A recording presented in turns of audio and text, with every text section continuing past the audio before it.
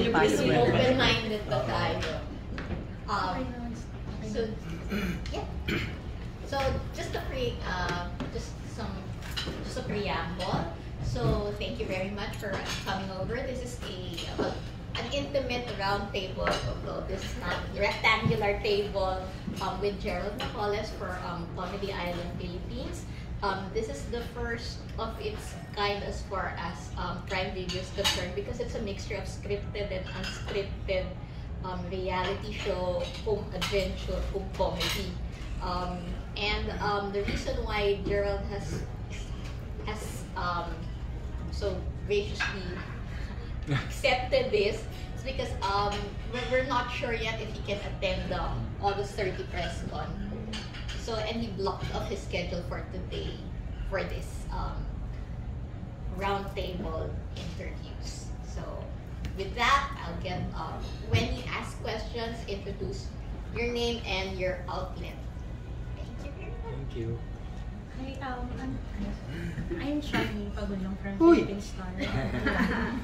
Yeah, so, can you tell us more about your character? Well, sa Comedy Island, all of us are playing ourselves. Yun yung idea niya. It's like, pero we have a narrative story na medyo fantasy.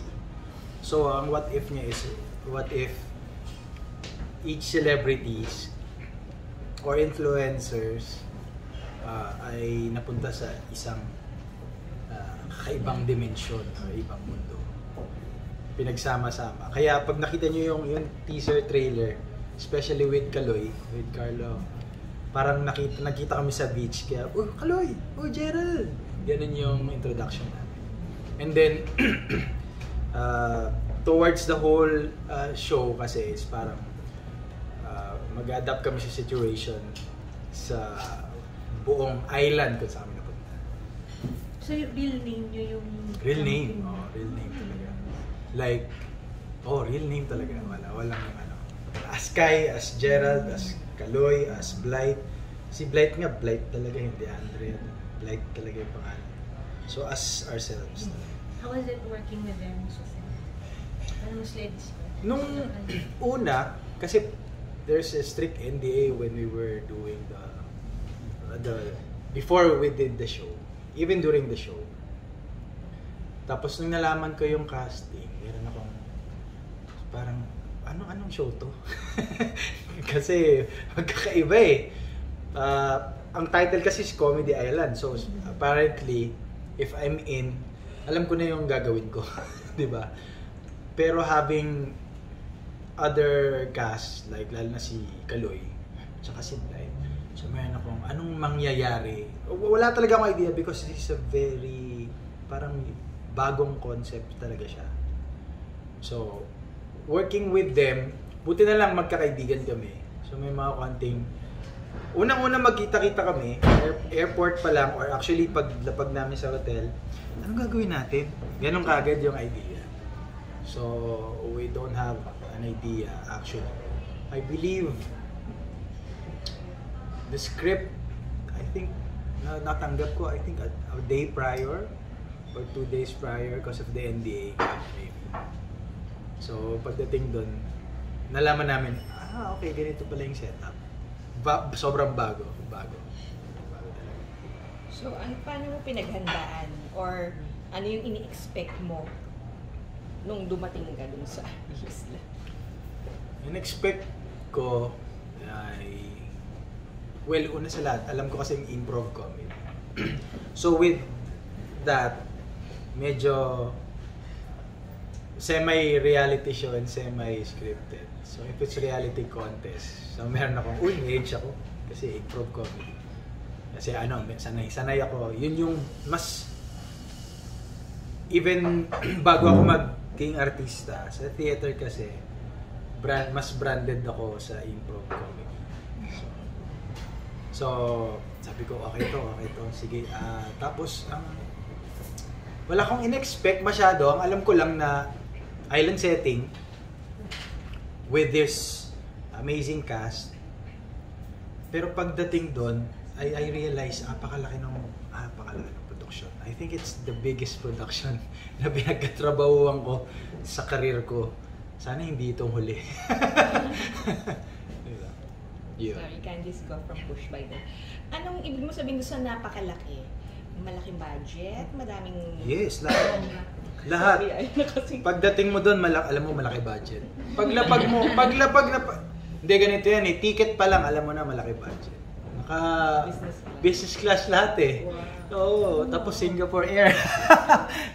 Chismis ko na to. Singapore Air business class. Usually when you look for business class, if business class is an option, you would look for, you would adjust sa airline. Diba? Pero Singapore Air, business class. Pagdating namin doon, it's probably the biggest luxury resort na napuntahan ko. So, sa buhay ko. Although it's not like Amanpulo, of course, but sa Phuket, Thailand siya. Ang laki nung resort, kailangan mo mag-golf cart papunta dun sa pool. May ganun siyang level. So, pagdating namin doon, alam namin na malaki yung production. Especially when nagpunta kami sa set at yung buong proseso ng production, even the workers, yung delegation ng trabaho, it's really big. And then we realize it's why it's big because it's an Amazon original. So the Amazon Prime is actually talagang bubuhos sila ng effort and funds for their originals. So Philippines, there's Comedy Island Philippines, there's Comedy Island Indonesia, and there's Comedy Island Thailand. So that's ganun kalaki yung pro. Another aspect in terms of gaano kalaki yung prod is nando dun yung the main guy from Amazon. Nando dun sila, the whole Amazon team from America. Because we have Prime in the Philippines, we have Amazon Prime in Asia, Southeast Asia, then we have Asia, and then we have America, the main. Nando dun yung main. So, hello po. Ganyan yung mga acting namin doon. Hi po. Ganon. So, ganon. Hi, I'm Gerald. I'm actor from Power House. Ano yung kanina, meron ba yung klaseng movie mo for you? Ano yung mga yung challenges mo? Yung past movie mo, sobrang yan na rin. Blockbuster din yung mga how about this one? Ang challenge dito basically is hindi kami skeptic, but ang challenge is this is a new concept. Anong gagawin natin at paano ito tatanggapin ng tao. Pero sa challenge na yon, wala kaming magagawa kundi gawin yung trabaho namin nang maayos at maganda, and then leave it to the audience or the viewers. But as we find out kung ano yung ginagawa namin during the whole process, nagle-level up din kami in terms of work, and then nagiging collaborative kami with the whole team dahil napaka-open ng team regarding that. At we really don't know what to expect, but kung promising kasi sa'yo as part of the cast, meron kami, promising din naman sa mga manonood. Ano sasabi mo kanina is reality? So, you don't have a script, o meron pa rin script on that particular... May script siya in terms of the narrative. Like for example, napunta sa ibang mundo, sa isang isla na trap, paano makakaalis doon? May mga makikita nyo yung the head of the, parang isa siyang community. And then one of the representative of the community sasabihin sa amin na, which is played by Drew Arellano, sasabihin niya sa amin na kung gusto nyong makaalis dito sa islang to, meron kaming mga challenges na kailangan nyong malampasan. Now, during those challenges, yun yung improv. The challenges will be given right there and then you do your stuff. Meron pa kaming mga effect na lahat ng cast, ng main cast, which are the competitors, kami yan. Kasi the supporting cast are totally characters. Totally scripted sila. These are good theater actors that I know.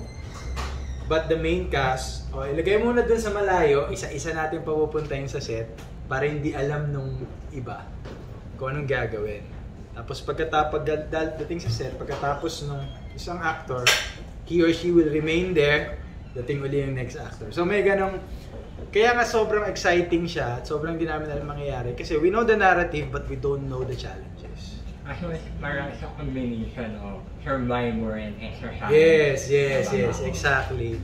Yeah. Na may script, na may narrative actually, more than the script. So may mga votation din? Meron din. May mga ganun din. So throughout the series, intact lahat ng cast o may matatanggal? May mga matatanggal.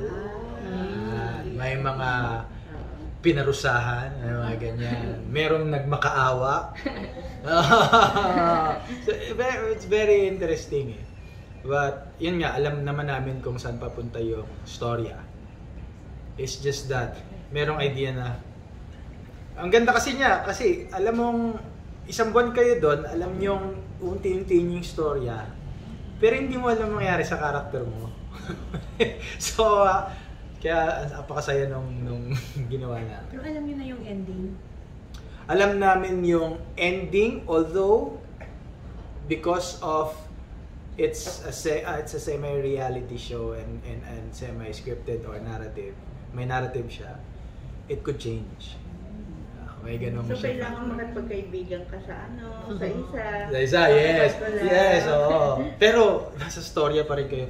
Doon ko naintindihan why they chose this particular cast.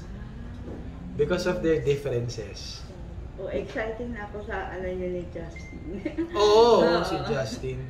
Nung nakita ko namin si Justin, well, hindi ko kasi, syempre si Justin yung hindi namin makakatrabaho agad-agad, di ba? Sa industriya. Kaya nung nakita ko siya, sabi ko, uy, gago ka, fan ako. Gumaling ako. Galing. Sorry, may prize money ba? For sino yung... Walang prize money. Pero may kailangan may manalo para ma-save ang mundo. Something like that. Kakaiba nga talaga. Kakaiba, di ba? Exciting. Diba? Ako may nabasa ko dun sa mga news article, kailangan yung mga tao ay mapatawa nyo. Parang ganun ba yung dapat na mangyari? So for you, what makes a comedian a good comedian? Well, personally speaking, even with Kim pag nag-uusap kami, kasi mas mauna ako kay Kim sa industry in terms sa pag-arte, including theater industry. So, sabi niya, paano ba magpatawa? Paano ba ganyan? Sabi ko, baka bago ka magpatawa, you always play for the truth. Parang yun yung sa akin, yun yung simple. Kasi kung di mo mag-gauge kung nakakatawa ka lalo na't kung wala kang live audience. Kaya minsan, kaya ang mga kaibigan ko or mga tropa ko, nag-stand up or nagla-live comedy, they get the energy and yung nag-feed yung energy nila through the laughter of the audience. Pero pag nasa camera kasi hindi mo alam kung nakakatawa. Now if you play for truth first, kasi naniniwala ako kasi comedy is truth unfiltered. Parang gano'n siya. Pag pinag-usapan natin ngayon sa mesang to, ang utot, madami kayong masishare, nakakatawa yun pag na-video natin. Parang gano'n yung, di ba? Gano'n yung effect niya for me. So, nakatulong siya dun sa buong show kasi may scripted part eh. So you have to play for the truth of the script na kunyari naligaw ka talaga sa ibang isla bilang si Gerald Napoles. May mga conflict din ba doon sa ano? Meron. May mga conflict sa script. Tapos may mga of course may mga inside joke kami na nilalabas doon sa script. Kasi nga parang medyo effective siya kasi we were playing ourselves eh. So, tsaka pag challenges na, wala na, pag nakakatawa, tawa talaga kami. Gulong talaga kami sa katatawanan. Kasi natatawa rin kami sa isa't isa. Lalo na sila Carlo Aquino kasi hindi mo ina-expect na sasali sa ganitong project. So, pag ginagawa kaming kalokohan. Tapos sasakay si Kaloy, sira ulo naman din siya talaga sa totoong buhay. I mean, makulit siya sa totoong buhay. Pag sa aming mga magkakaibigan. So pag lumalabas yung kulit niya doon, nabubuhayan kaming lahat ng loob lalo. Yun. Sana manood kayo lahat. Pero may mga times din na seryoso kayo sa set. Sa script, may mga times na seryoso. Meron, may seryoso part. Na meron kami, I think there are a few parts na meron kami, medyo, okay, actingan tayo ngayon. Eh, gano'n kasi kala mo, ano lang eh. Eme lang eh. Yun yung magic kasi ng buong narrative ng story, kaya may narrative siya eh. Tapos, with the improv naman kasi automatic, alam mo, masaya eh. So, yung narrative doon kakakambyo eh. ng emotion sa buong story. Tapos, well, personally speaking naman, sa set, sa work ethics namin, wala talagang naging conflict napakalaking production niya. I mean, may mga na-experience ako dito na I haven't experienced in the Philippines. I hope may experience ko sa Pilipinas or baka hindi. Baka hindi na. May ganung level. Saan yung location? Okay lang na-mention yung location? Yes. Nag-ano kami sa Thailand, Phuket, Thailand. Resort? Yes, 1 month kami doon. During those times, may COVID protocols pa. So, locked in talaga kami. Okay. Nagsuswab kami every 3 days. Like, self-swab na. So, tapos, yung pipicturean mo and then you'll send it in the Google form and then papasok siya sa system. Pag hanggat di pa pumapasok sa system yon, hindi pa alis. Hindi pa kasi siyempre kailangan malaman nila negative ka. So ganun. Tapos pagdating mo sa set, there's another QR code na scan mo. Actually, not sa set eh. After every 3 days, COVID protocol. Every day, there's a QR code sa van. You scan the QR code for your attendance. Ganun siya. Ganun. So, hindi kayo nakabubble dun sa island? Nakabubble kami dun sa island.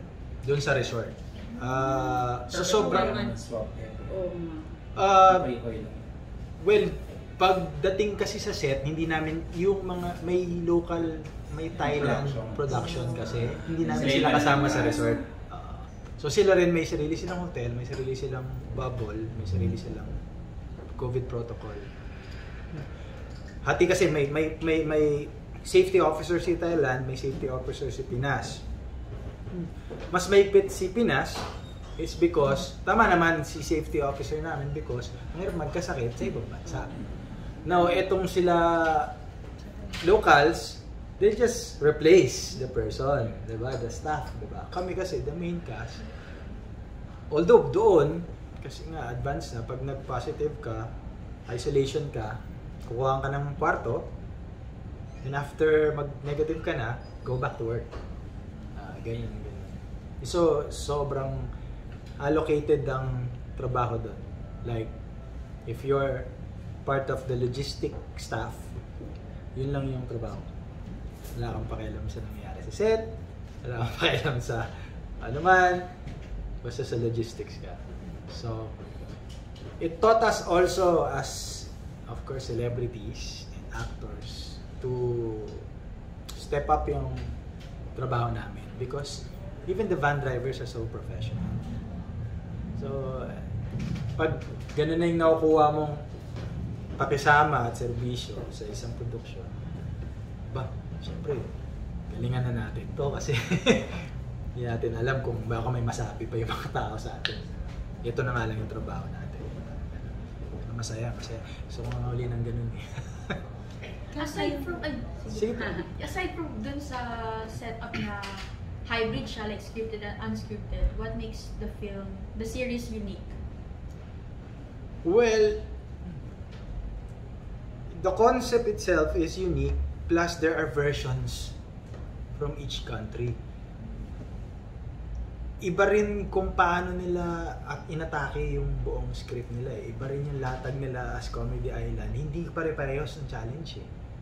So, bahala kayo. Ganun. Si Indonesia, bahala sila kung anong gagawin nila. Sa Philippines, bahala kami kung anong gagawin namin. And then, isa pang interesting part.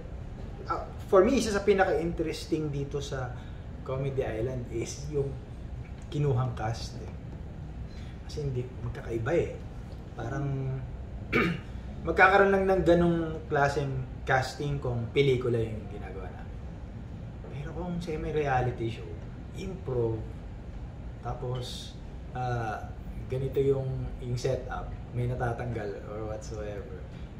Tapos kami yung cast. Medyo, sa akin, kung audience ako, meron, anong nangyari dyan? Ano kaya mangyayari dyan? Panoorin ko nga. Tingin ko, nagbibuild siya ng interest. So, masasabi mo ba na na-test yung comedic side mo sa show na to? Yes, o more pa? Yes, na-test naman siya kasi hindi mo alam kung on and off siya eh. Kasi pag sa script, somehow the script is funny, of course. Funny pa rin yan para may hatid, hindi siya alienating pag nag-improve. Pero kasi, sa script, hindi ka makaka-alagwa ng comedy. Doon sa challenges kasi mukha siyang sitcom. Parang ganun yung wala kami na to eh. Ito yung challenge, yung gagawin natin. Sige, basta tulak mo. ganun yung mga usapan namin eh, as kung paano namin maitatawid yung challenge eh. So, yun, medyo interesting yun. And then, it's very rare to have a project na improv comedy. It's very rare. Usually, may script naman lagi. Kahit sitcom. Paano ko lang, the script is originally from Philippines or from Amazon? Yung brand? It's Filipino. Filipino ang nagsulat. Sila Andre, friend ko rin. They're from theater. From these mga galing Ateneo to mga kaibigan ko to. And then now they write scripts for commercials and for plays and for shows. So it's Pinoy team ang lahat ng creatives. But they have to, I believe they have to write the script in English first so that Amazon will approve it. And then right after translate nila ulit ng Tagalog para sa amin naman. So paano mo i-compare yung brand of comedy ng Philippines compared sa ibang bansa? Yung Pinoy sense of humor, tapos kasi may iba siyang totoo. Kasi parang iba yung comedy na ginawa ni Indonesia, alam ko eh. I don't wanna say, baka hindi pa pinapalabas sa kanila, hindi ko rin alam. Yung brand kasi ng Pinoy comedy kasi is, yung physical comedy natin, sanay tayo sa physical comedy. So, in terms of, pag naalala ko, pag challenge na, yung energy namin naka-up lahat. Tapos, parang ganun yung energy namin. Tapos,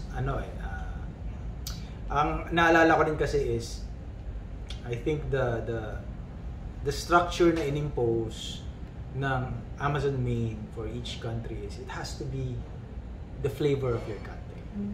It's like, it has to be culturally, kung Pinoy dapat yung konsepto, Pinoy yung set, Pinoy yung Indonesian yung konsepto, Indonesian din dapat yung itsura ng set and everything. So, not just us sa challenges, pero ang gagaling ng mga kinuwang support, yung mga theater actor na wala pag sinalang mo tong mga to, kahit sabihin natin hindi natin kilala, automatic magsha-shine. And I remember sila rin yung stand-ins namin kasi nauna sila doon for blocking. And they did the exact challenge. Kinukwento nila sa amin. When they did it, they had so much fun. It's because these are theater actors na sanay sa ganon, improv challenges. So, I think yung comedy ng Pinoy is very connecting. Yung very, ano gagawin natin? gaganito ako, gaganito ka. May ganun yung Pinoy eh. Tapos, tatlo tayo, ganun. Tapos kunyari, ganyan. Ano yung pag naglalaro tayo sa kalye? Sige, kami magkakapatid. Tapos kayo, kapitbahay namin. Ganun yun eh. Yung magkakakonect eh, di ba? It's different. I think it's evident and different also from other countries' brand of comedy. Pero di ba papalabas din siya sa ibang bansa? Yes. Oo. So how would you convince global audience to watch the Pinoy brand of comedy? Well, ang maganda kasi ngayon, napansin ko, malakas yung Pinoy sa mundo. So, there's no convincing factor for me. Automatic kasi we have Filipinos everywhere in the world, especially in the US, in the Middle East. So may manonood at may manonood. And then our humor naman is not very different from other humor like Latin humor din. It's the same somehow. It's because it's the may familiarity kasi sa humor nila at sa humor natin. Halos magkaparehas lang na napapansin ko. Mexican, Spanish humor. So it's I think hindi tayo dry humor eh. Kasi so I think makaka-relate yung some other countries. Maybe not all, but comedy is comedy.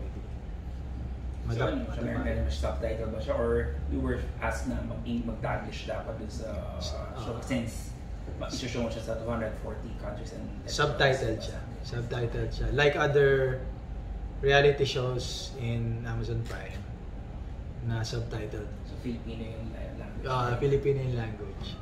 Tapos, nilatanungan namin yung mga boss from Amazon, did you understand anything at all? Tapos sasagot sila, I think so. Ganun lang. In respect na, I think so. Well, sabi naman din ng mga taga-Thailand, parehas sa humor ng Thailand eh. Kasi pag nagkukwentuhan kami ng mga Thai local, ako naman kasi lahat kakakwentuhan. English, syempre yung salita. Pero parehas na parehas eh. Yung pihit ng humor, yung bagsak ng punchline, yung asaran, yung okray, parehas na parehas tayo ng Thailand. So, tinatanong ko sa kanila, tinatanong namin usually na, nakatawa ba kami? Nakatawa kasi hindi nyo naiintindihan eh. Sabi nila, yung itsura daw namin, tsaka yung galaw namin, tsaka yung sitwasyon kasi as a whole, natatawa sila. Nakikita mo sa mukha nila, natatawa sila. Meron pa doon matanda, niloloko ko. Matanda na, binibiro pala, matandang local na talent. Tapos kasi yung postisyon niya nalagyan. Yung tao, tumatawa siya. So sabi ko, parang sinabi ko sa kanya na, can I have it? As a remembrance for the Philippines. Parang ganun. So tawa na siya ng tao. So, I think, gusto naman mga tao. Sinong pinaka-buddy mo or sinong pinaka-close mo dun sa among the cast? Automatic si Kai eh. Kasi bago kami mag-artista ni Kai, magkakalala na kami. UP, nag-aaral pa siya sa UP nun. Magkakasama na kami pag may hilahan ng thesis production. Sinong pwedeng Marte? Hila-hilahan na kami ni Kai eh. Kasi hindi ako UP, pero kasi pag may prod ako doon, to maximize my time, dahil bumabiyahe ako from Manila to UP, punta ako na maaga doon. Jay, pwede ka bang magano sa klase namin? Mag-sit down, tapos ikaw, kunyari ikaw, arte ka na ganito sa theater. O sige, salang na ako. So, even if I don't have production, kilala ko na yung sila, Sir Tony Mabesa, o Giuliano. So, si Kai talaga, ang pinaka-buddy ko. So, pinaka-close ko. Well, wala man ako masamang dinapay sa lahat.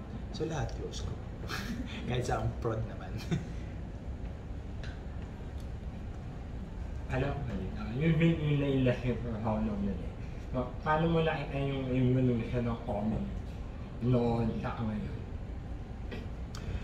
Well, of course, yung comedy noon ay ginagamit pa rin ngayon. It's just that because available na yung international humor for us to see, so somehow we compare our humor to them. Pag ginokompara mo yung humor mo doon sa tao, you would want to understand what kind of humor they have. At pag naintindihan mo ng humor nila, uy, gusto ko rin ng ganong humor. Diba? So, nag-evolve tayo into I think, in a global sense of humor. For example, Comedy Manila stand-up comedians now perform in Singapore. Pag nag-perform dun sila GB Labrador, automatic English yung pyesa. So, minsan, nung una, meron tayong hindi nila maintindihan yung humor natin kahit i-translate natin. No, may ganun tayo dati, totoo naman pag tinranslate. Ngayon, pag tinranslate mo yung humor, nag-a-adjust ka na dahil nga aware ka na kung anong klaseng humor ng buong mundo, nag-a-adjust ka na, yung punchline mo, ina-adjust mo na rin. So, ganun. Nag-e-evolve siya ngayon dahil, nag-iisip na yung tao. Aware na yung tao, alam na nila yung satire, alam na nila dati puro slapstick lang tayo. Diba?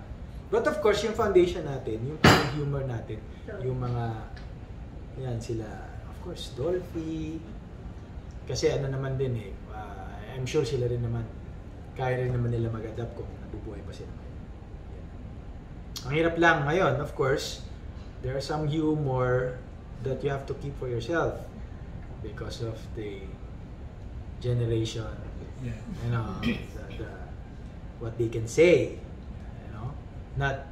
Pero yun nga, naniniwala pa rin ako dun sa sinabi ng ibang komedyante, nakalimutan ko kung sino. If you don't laugh sa joke, ibig sabihin yung joke ay hindi para sa'yo. Ganun lang yan.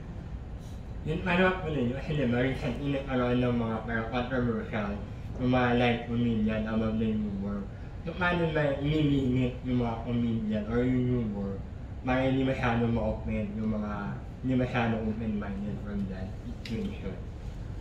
Para sa akin, walang limitation dapat. Pero may cambio. Parang hindi mo pwedeng i-limit yung humor kasi nakakatawa talaga.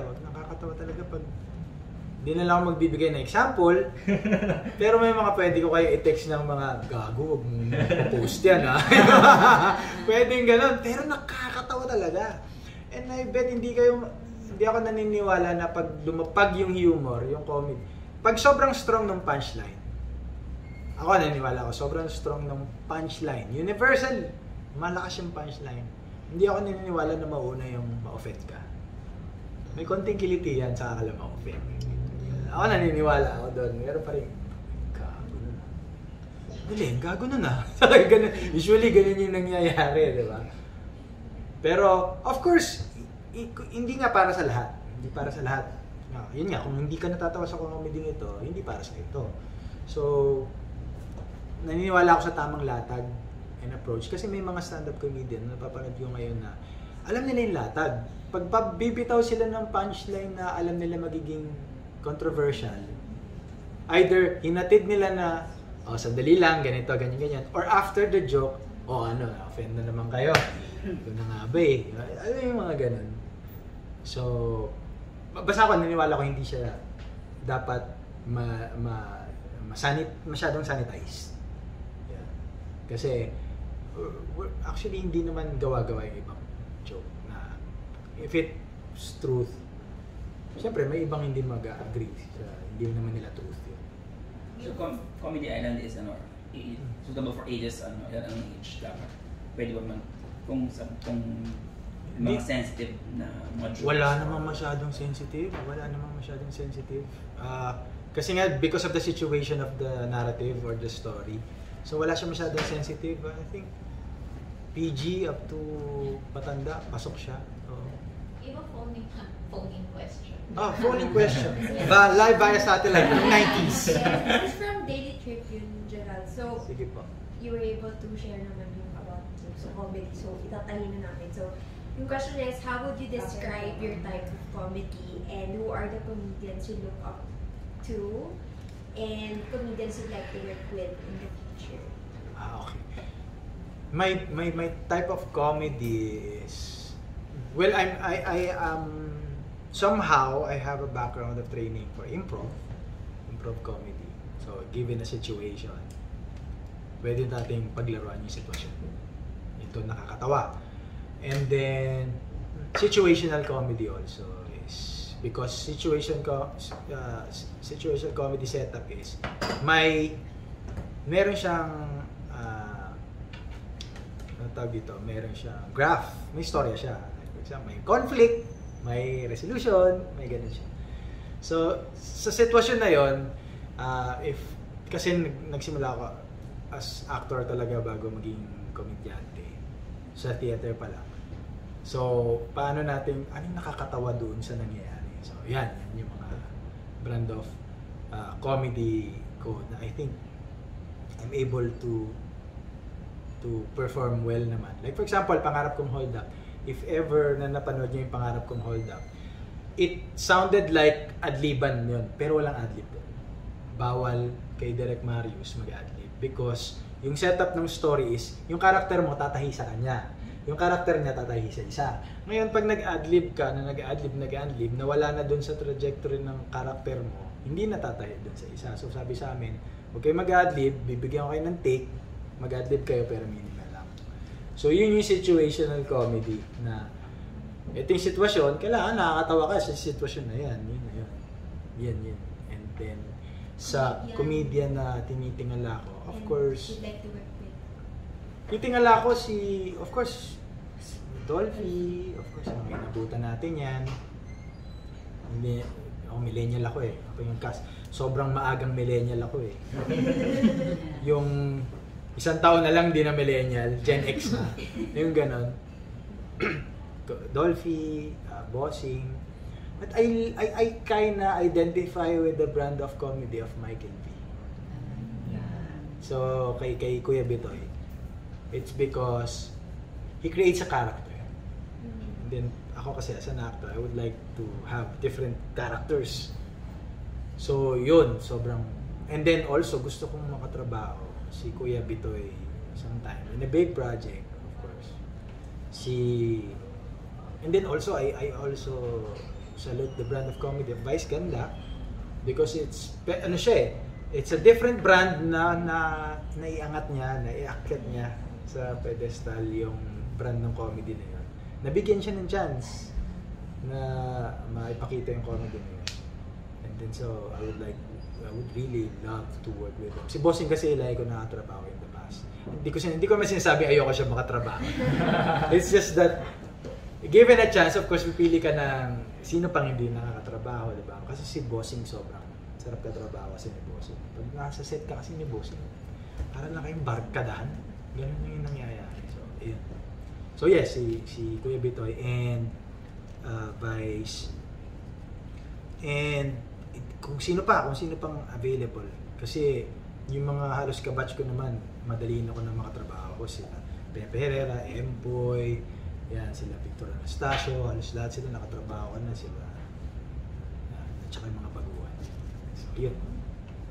Okay, last na po. Sige lang. So, dito 3 things daw you'd like to have if ever you'd get stranded in the island. Okay. Sunblock. Hindi kasama si Kim. Hindi kasama si Kim? Sunblock, kanin, tsaka tubig. Yun lang. Pero kung ikaw matrap sa isang island, sinong gusto mong kasama? Johan? Si Kim, syempre. May mga gabing malalamig. Wala nga naman. Diba? Mamili ba tayo ng iba? Si Kim na. Kamusta na kayo ni Kim? Okay naman. Si Kim ay nasa shoot ngayon ng pelikula ni Empoy. Nila ni Empoy. So they're shooting Zombie right now. Lock in sila doon for 4 days. So ako lang galaga na aso namin. Aside from comedy, may mga bago projects na dapat ako. Well, for now, we're doing second season of our parang sitcom serye, yung Team A sa TV5. Kami ni Kim yung lead doon. Diba? And then, season 2 na. Thank you, Lord. Season 2. Thank you, TV5. Thank you, Viva. And then... Ano na? Dahil yung away niya. Oo. Parang John and Marcia yung peg niya eh. Diba? Kaya nakakatuwa. Tapos, nakatatapos ko lang ng pelikula ko with Direk Crisanto Aquino. with Althea Ruedas, yung bagets sa Dollhouse, Untitled Instant Daddy. Sama dun si Donita Paner, Raisa Senon, Nico Natividad, Althea, and MC mo. So, comedy, halo-halo. Sana, in-invite ko kayo sa premiere night. Punta kayo. Matutuwa kayo doon. Hindi ito. Matutuwa kayo doon sa pelikula. I see. So, yun.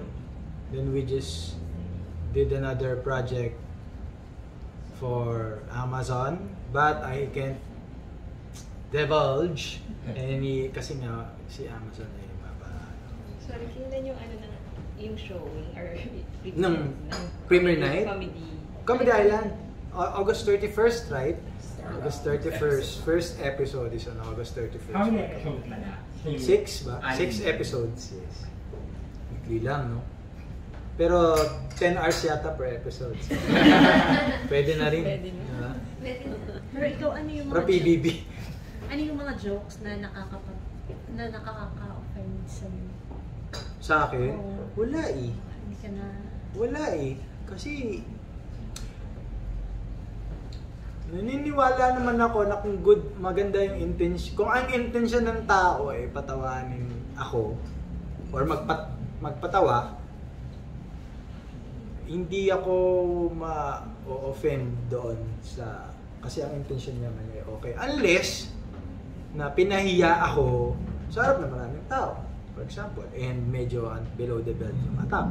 Which is, yun, kahit universally speaking naman, is offensive comedy.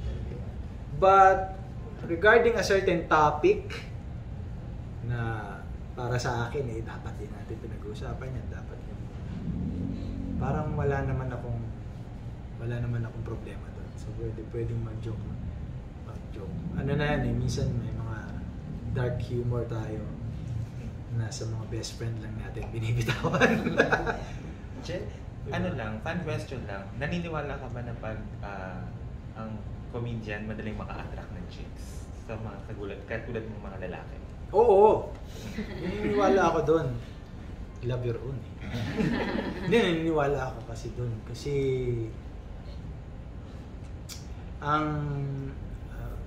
let's just say yung pagiging komedyante is isang perspective. Yung perspective kasi mas long-lasting yan than the first impression. Kasi pwedeng ikaw ang pinakagwapo, pinaka-sexy, at pinaka-dax na lalaki sa buong mundo. Pero wala naman kayo mapag-usapan, hindi mo man lang mapangiti ang jowa mo, di ba? So it's different from a person na pagkakita mo lang masaya ka na. Kaya naniniwala ako. Tsaka hindi ko na sabihin yung mga pangalan ng mga komedyante matitinig sa chicks. Based sa experience mo as a comedian, nagamit mo na ba siya before, bago mo naging girlfriend? Oo naman. Nagamit mo siya kay Kim? Nagamit ko rin kay Kim. Siyempre, biktima yan. Paano yan eh? Kumbaga, web yan eh. Ako yung spider, web yan. Web yung comedy ko. Pag pumunta ka na dun sa web, okay, come here. Ganun yan. Pero nagamit na kasi pag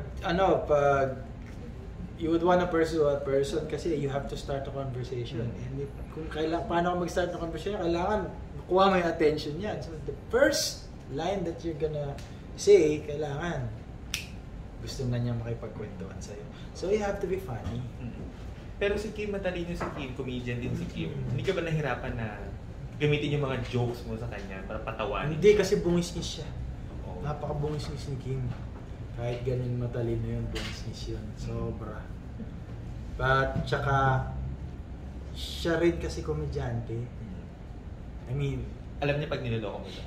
Oo. Tsaka alam ko rin pag pinagtitripan niya. Actually, alam niyo po ba, sa relasyon po namin talaga, mas madalas akong pagtripan ni Kim. Kasi sa totoong buhay, ano lang ako, nasa isang sulok lang ako, ganyan, mas hindi ako. Babangka ako pag barkadahan, pero pag hindi ako kinakausap, bawa, dito tayo, nandito lang ako kung hindi nyo ako kailangan. Ganun ako eh. So si Kim yung mas, ganun si Kim. So ako yung pinaglalaroan niya lagi sa Yun naman yung, that's why, nilove ako sa kanya. Kasi, ganun din. It's very rare for someone like me na makakita ng ganong klase babae. Jackpot. We'll take 2 last questions, then we round up, and then you take the photos. Sige. How do you think you have come since playing Tolly sa Rock of Ages? Layo na. Layo na kasi Kaya talayo. hindi ko talaga pinangarap maging artista. Unlike sa iba kong mga kaibigan na talagang gustong magaling yung mga artistang kaibigan na talagang gusto nila maging artista to start with. Hindi ko pinangarap siya eh. Ang nangyari lang kasi is I'm a performer sa school. Kailangan lang ng dancer tsaka nasa isang play, musical. Di pasok ako doon. Hindi pa ako makanta nun. Tapos ayun na-in love na ako. Pero in love na ako sa performing. So sa eskwelahan, either lagi ako nagsasayaw, lagi akong may ganap, lagi may event. So may ganun na ako. So nung napunta ako sa theater, I love performing. Tapos medyo competitive ako. So not for other people, but sa sarili ko. So pag may bagong play, automatic, kailangan mas maganda yung performance ko dito. Kasi your best performance can be your last performance. Ganun ako. Tapos pumunta ko yung Rock of Ages. Naging artista na ako. Nanay ko nga, hindi alam na artista na ako eh. Nalaman na lang niya nung... Alam niya nag-artista na ako. Pero nung una niya nalaman nag-artista na ako, hindi rin niya alam na yun na pala yung ginagawa ko. Tapos nung artista na ako, nakikita niya ako sa TV, hindi niya alam na artista na ako. So nung first time namin lumabas, nagugulat siya na may nagpapapicture kasi alam mo yun, hindi siya naniniwala na sikat yung anak niya or kilala man lang yung anak niya.